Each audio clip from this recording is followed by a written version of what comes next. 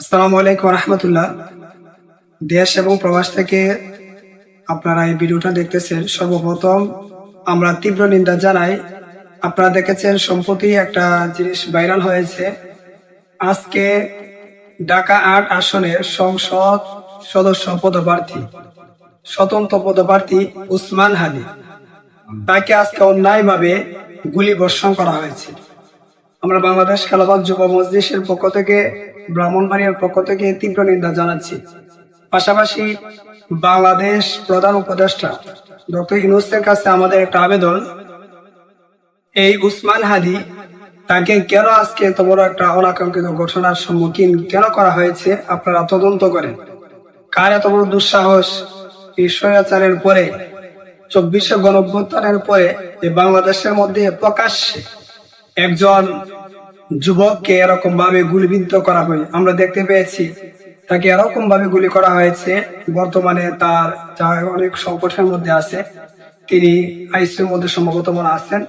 তা আমরা সরকারের কাছে আবেদন জানাবো, আপনারা প্রশাসনের মাধ্যমে তদন্ত করেন, তদন্ত গঠন করেন, যে প্রকাশ্যে দিনের বেলায় এই ২৪শে গণঅভ্যুত্থানের পরও হোক, যে কোনো দলের হোক, হতে পারে সে বড় কোনো দলের, আমরা বড় দল এবং ছোট দল দেখবো না।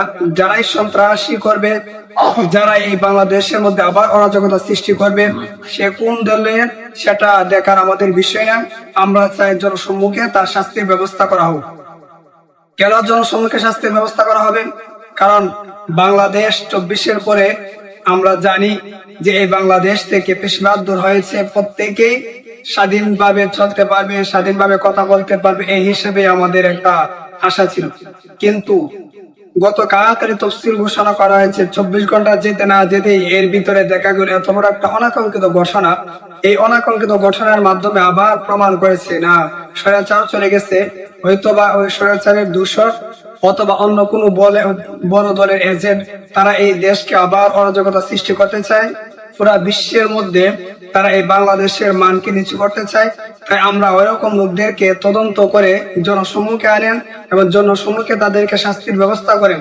তার শাস্তি দেখে বাংলাদেশে এরকম যেন আর কেউ এরকম অনাকাঙ্ক্ষিত ঘটনা ঘটানোর দুঃসাহস না পায়। তাই আমরা বাংলাদেশ খেলাফত যুব মজলিস ব্রাহ্মণবাড়িয়ার পক্ষ থেকে প্রশাসনের কাছে এবং প্রধান উপদেষ্টার কাছে একটাই আবেদন, আপনারা তাদেরকে তদন্ত করে বের করেন। বের করার পর জনসম্মুখে শাস্তির ব্যবস্থা করেন। এই শাস্তির ব্যবস্থা করার পরে পুরা বাংলাদেশ আপনাদের পাশে থাকবে এবং পাশে থাকার পর এই বাংলাদেশের মধ্যে আর এরকম দ্বিতীয় আর ঘটনা যেন না ঘটে, আপনারা সেই পদক্ষেপও গ্রহণ করে যান ইনশাআল্লাহ।